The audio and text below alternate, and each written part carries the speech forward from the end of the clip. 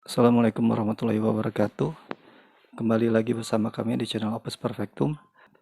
Mungkin untuk teman-teman yang sudah menonton video kami ucapkan terima kasih.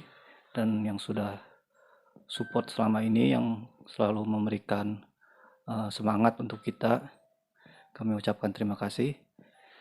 Dan mungkin sekarang kita coba bahas pertanyaan lagi dari salah satu subscriber yang waktu itu pernah menanyakan tentang Dajjal mungkin ya. Ya, terutama yang simbol segitiga bermata satu di atasnya di uang dolar seperti itu. Ya, Kalau nggak salah pertanyaan seperti itu. ya. Mungkin sekarang kita akan coba bahas ya teman-teman. Eh, apa arti dari simbol segitiga mata satu yang ada di uang dolar itu. Ya, mungkin langsung saja mungkin ya ke pertanyaannya. Menurut ente simbol yang ada di mata uang dolar itu, apakah itu memiliki arti atau hanya sekedar simbol saja? Ya, kalau misalnya lihat dari simbolnya kan itu adalah simbol kontroversial. Jadi yang kita tahu selama ini adalah ketika kita melihat segitiga berbentuk segitiga, lalu segitiga itu terbelah di puncaknya dan ada lambang mata di atasnya adalah simbol Dajjal, dikait-kaitan dengan Dajjal atau antikris atau suatu organisasi tertentu yang bergerak secara rahasia. Nah, kita bahas dulu yang organisasi ini. Sebenarnya apa sih organisasi ini? Ini kan berkaitan dengan yang namanya Freemason dan Illuminati. Karena dua organisasi itu kan dikait-kaitkan dengan simbol tersebut ya. Nah, sebenarnya apa sih organisasi tersebut gitu? Memang benar mereka itu penyembah Dajjal atau organisasi rahasia yang bergerak secara sangat rahasia untuk mengubah dunia atau merubah tatanan dunia menjadi tatanan dunia baru kan seperti itu. Nah, Freemason dan Illuminati sebenarnya organisasi yang berbeda, tidak berkaitan sama sekali. Oh, berarti dia tuh dua kelompok udah yang Ya, berbeda dua berarti ya? kelompok berbeda. Bedanya Illuminati itu terinspirasi dari Freemason. Karena Freemason terlebih dahulu ada, kalau nggak salah di abad ke-16 akhir ya. Sedangkan Illuminati ada berdiri di abad 17. Jadi dua kelompok ini adalah organisasi yang berbeda. Hanya saja pendiri dari Illuminati itu kalau tidak salah mantan anggota Freemason gitu. Terinspirasi membuat Illuminati itu dari Freemason. Nah, kenapa Freemason ini muncul? Awalnya adalah sebagai tanda kehendak bebas bagi mereka yang tidak ingin terlalu terpaku oleh aturan agama seperti itu. Dalam hal ini sebenarnya agama apa? Agama Kristen sebenarnya. Jadi dulu itu Eropa itu pada era Perang Dunia I dan Perang Dunia II kan Eropa itu sebelum itu dilanda krisis, krisis dan lain sebagainya. Lalu dikait-kaitkan dengan kebijakan gereja-gereja di sana. Jadi semakin manusia, semakin warga, semakin masyarakat itu terikat dengan gereja, semakin kurang berkembang mereka. Maka Freemason itu muncul dari situ untuk manusia itu agar mengembangkan kehendak bebas mereka agar tidak terlalu terpaku dengan agama. Yang kita tahu sampai sekarang akhirnya Eropa itu menjadi negara-negara sekuler dan modern seperti sekarang maju. Karena mereka melepaskan unsur agama di dalamnya, tidak seperti dulu yang terikat dengan gereja-gereja. Akhirnya kelompok ini itu dianggap sesat oleh gereja, oleh kekristenan waktu itu, dianggap musuh.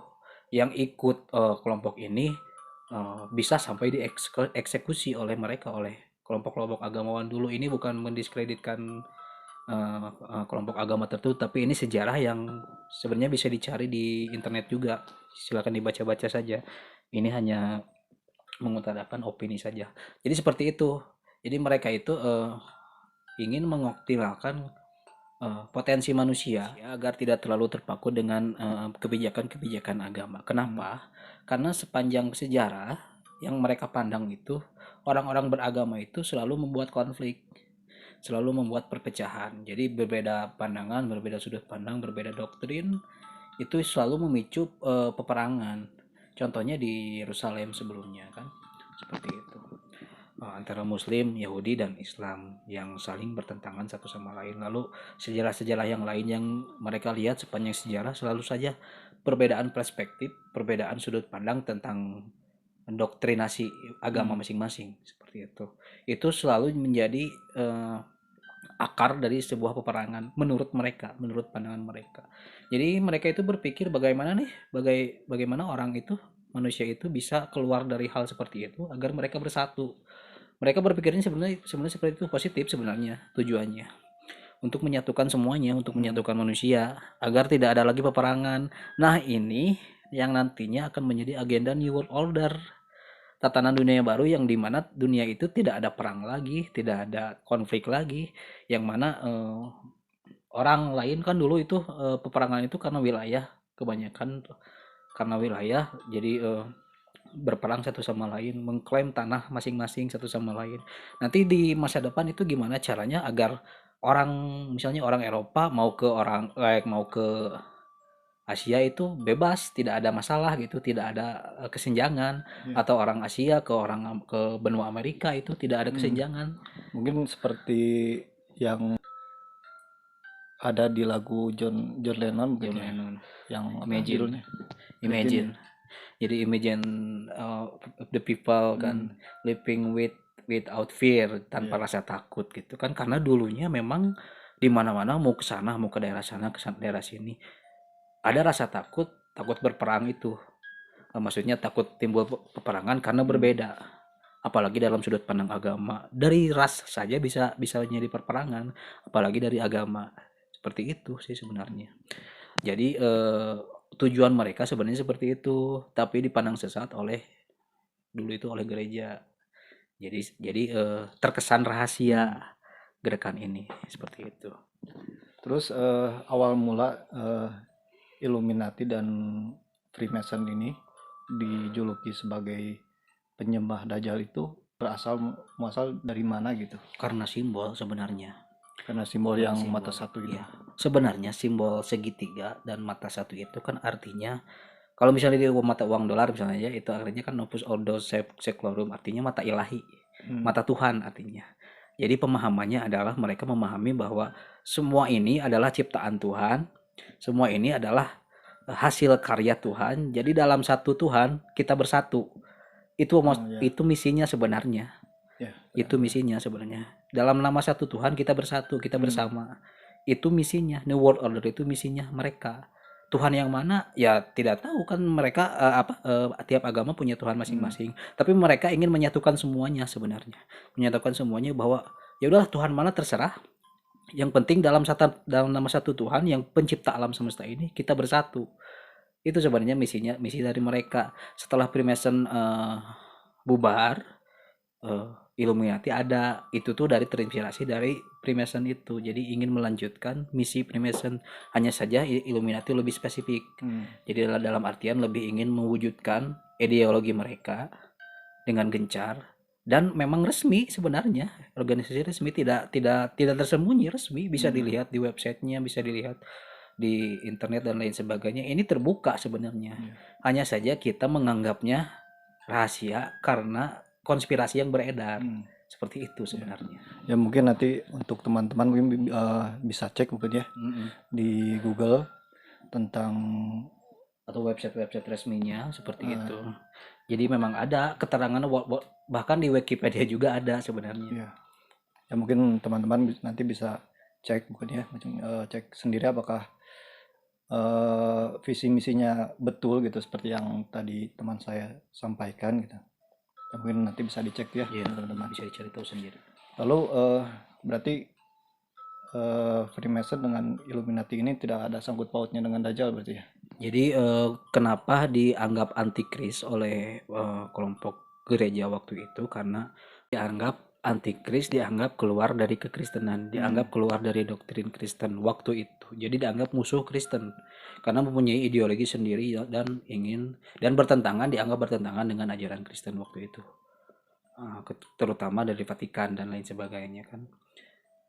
Nah, dari situ kan muncul ideologi yang baru yang ingin menciptakan dunia baru. Sebenarnya New World Order itu sudah tercapai atau belum? Sudah. pembentukan PBB dan lain sebagainya. Sekarang meminimalisir perang dan lain sebagainya. Jika dulu kita itu selalu bersinggungan, jadi bangsa ini ke bangsa ini datang selalu bersinggungan karena berbeda, tapi sekarang kan sudah tidak, karena kebijakan PBB itu kan yang membuat mereka, bahkan kemerdekaan Indonesia pun sebenarnya ada sangkut pautnya dengan Freemason. Dan itu sejarah juga ada ya. dalam sejarah juga ada, dan memang organisasi ini terbuka sebenarnya, jadi memang tujuannya itu untuk menyatukan manusia gitu, seperti itu. Kemerdekaan Indonesia juga para pahlawan diantaranya, saya lupa nama-namanya, nanti bisa dicari karena ini informasinya terbuka ya. Nama-namanya juga anggota Freemason. Tapi apakah mereka penyembah Dajjal atau bukan? Bukan, mereka agamis, ada yang ulama juga. Tapi karena satu tujuan gitu, satu visi untuk kemanusiaan agar tidak ada perang lagi, maka mereka benar-benar bersikukuh, terus berjuang dalam organisasi tersebut, seperti itu. Ya, berarti intinya teman-teman mungkin di sini disebutkan bahwa tidak ada sangkut pautnya mungkin ya Ya, antara organisasi Freemason dan ataupun Illuminati ini dengan Dajjal mungkin ya. ya. Kalau misalnya untuk sangkut pautnya, mungkin kita yang memaksa mencangkut pautkan, karena awalnya kan itu dianggap antikris oleh kekristenan, dianggap antikristen gitu. Nah, antikris itu diterjemahkan dalam teologi Muslim itu sebagai Dajjal, sebagai Dajjal. Jadi apalagi lambangnya identik dengan piramid gitu ya, piramid gitu. Lalu dihubung-hubungkan dengan mitologi Mesir kuno, di mana Mesir kuno itu dikuasai oleh Horus yang berlambang mata juga kan. Jadi itu dicocok logikan oleh teori-teori konspirator seperti itu, oleh para konspirator. Jadi seolah-olah itu Dajjal. Padahal mungkin memang bisa jadi gitu. Misal Dajjal membawa kedamaian, yang mereka mah tidak peduli mana Dajjal mana asli sebenarnya. Mana Dajjal, mana Mesias asli, mana Mesias palsu. Yang penting bawa damai ke bumi, diterima gitu. Pengennya seperti itu. Tidak peduli mana yang asli, mana yang palsu, bisa saja yang palsu dianggap gitu. Jangan asal bawa kedamaian gitu. Beda dengan kita yang muslim atau yang beragama kan harus teliti. Hanya saja konteks tujuannya sebenarnya mulia, sebenarnya ingin menyatukan semua manusia dalam tatanan dunia baru tuh, dalam tatanan dunia yang tidak ada lagi konflik. Jadi kita bisa bebas ke negara mana gitu tanpa ada bersinggungan, tanpa ada bergesekan lagi, tanpa ada konflik lagi, tidak seperti dulu. Apalagi dulu itu sering terjadi perang itu karena agama. Nah, di tatanan dunia baru itu tidak ingin ada konflik gara-gara agama lagi. Makanya motonya dalam satu Tuhan kita bersatu. Seperti itu. Ya, mungkin yang gambar yang apa tadi yang di Mesir itu yang jawara yang bermata satu, Horus ya. Mungkin bisa saja itu dia itu memiliki dua mata mungkin ya. Iya, karena di hieroglif gitu kan, di gambar-gambar di piramida gitu kan dua dimensi. Jadi terlihat mata itu sebelah dan memang matanya itu unik gitu bentuknya. Jadi itu dijadikan lambang seperti itu. Lalu disangkut pautkan. Horus kan artinya aslinya matanya dua. Gitu. Tidak mungkin manusia bermata satu ya intinya. Iya. Cukup ya? Ya mungkin kan soal fitnah Dajjal, hubungannya dengan fitnah Dajjal itu kan bisa saja fitnah itu telah terjangkit ke diri kita sendiri yang dirasa kita sudah berhati-hati. Ya, mungkin benar apa yang dikatakan teman saya juga. Kami pun dulu sempat gitu teman-teman, waktu sering nonton tentang teori-teori konspirasi gitu. Kalau ada tentang teori ini kita selalu mudah percaya gitu. Kalau misalnya ada yang pakai simbol mata satu, oh ini dia itu penyembah Dajjal. Seolah-olah mata satu itu karena Dajjal diceritakannya bermata satu di hadis, lalu simbol tersebut mata satu akhirnya disangkut pautkan seperti itu. Padahal mereka membuat simbol mata tersebut artinya Tuhan yang maha melihat gitu. Jadi simbol segitiga itu maksudnya itu dalam sudut pandang mereka ya. Jadi paling di bawah itu adalah tatanan masyarakat pada umumnya, lalu di atas itu adalah sebuah pemerintahan, lalu berlanjut mengerucut, dan paling atasnya Tuhan. Tuhan yang mengatur semua, Tuhan yang maha melihat semuanya. Jadi semua yang kita lakukan itu dilihat oleh Tuhan, itu diperhatikan oleh Tuhan. Makanya kita jangan konflik lagi, jangan apalagi kita maju ke dunia yang baru, di mana dunia itu penuh dengan damai. Sebenarnya itu sama sebenarnya tujuannya dengan Muslim, dengan Islam. Tujuan Adam, ya tujuan Adam dilahirkan dan diciptakan lalu dikirim ke bumi itu kan untuk itu, untuk mengisi bumi dengan kedamaian, memelihara bumi, seperti itu kan. Tujuan mereka juga memelihara bumi sebenarnya, hanya saja dianggap negatif karena di luar sana banyak konspirator yang mensangkut pautkan dengan teori-teori di mana disangkut pautkan dengan Dajjal atau Antikris. Padahal kan memang awalnya dianggap Antikris itu oleh gereja sebenarnya. Kita yang Muslim ikut-ikutan seperti itu. Ya mungkin ini mungkin bisa disebut juga sebagai fitnah akhir zaman yang ditakut-takuti gitu oleh Nabi kita dulu, bahwa fitnah ini amat besar gitu ya, saking besarnya bahkan kita juga bisa terkecoh gitu. Untuk itu mungkin kita harus bisa mungkin lebih menyaring lagi mungkin ya, kalau ada informasi tentang apa gitu, kita harus lebih teliti lagi mungkin. Memang tentang Freemason, Illuminati, lalu elit global memang ada, sebenarnya memang ada. Hanya saja mungkin tidak sekejam yang kita pikirkan. Itu tuh kejam itu mungkin dalam pikiran kita, tapi kan kita kembali lagi, manusia itu tidak ada yang dilahirkan untuk menjadi jahat. Nah, yang ada manusia itu misalnya mempunyai keresahan tentang dunia ini, lalu membuat ideologi baru, pemikiran yang bagaimana cara menyembuhkan dunia ini, seperti itu. Jadi apakah kita harus percaya kepada elit global, Illuminati atau Freemason? Tidak juga. Tapi tidak harus kita berburuk sangka juga, itu maksudnya. Karena kita harus tahu dulu ini asal mulanya seperti apa, lalu apakah kita akan mudah menganggap mereka jahat seperti orang lain karena termakan konspirasi di luar sana, atau kita cari dulu tujuan mereka sebenarnya apa. Yang kita anggap jahat itu sebenarnya sudut pandangnya bagi mereka bagaimana, seperti itu. Ya mungkin cukup mungkin ya. Iya. Mungkin cukup saya, sekian dari kami.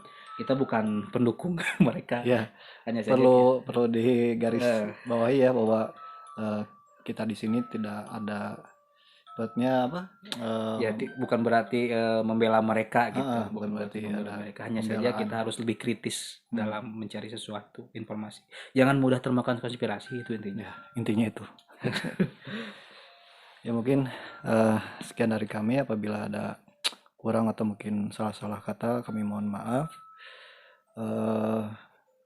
Mungkin di sini kita bisa ambil pelajaran mungkin ya, untuk lebih bisa menyaring lagi mungkin ya, apabila ada berita-berita yang beredar luas mungkin ya di sosial media atau dimanapun itu. Mungkin ya cukup. Ya cukup sekian mungkin. Sekian mungkin dari kami. Assalamualaikum warahmatullahi wabarakatuh.